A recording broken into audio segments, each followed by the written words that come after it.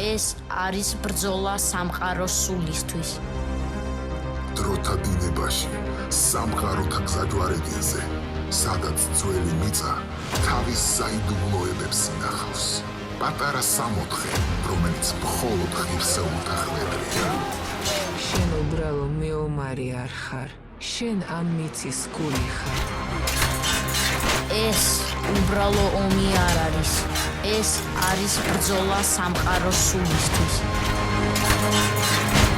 ზოგიერთი ქვეყანა გიგანტების ჭდილში ცხოვრობს, მაგრამ ჭდილშიც შეიძლება ცეცხლის განდება.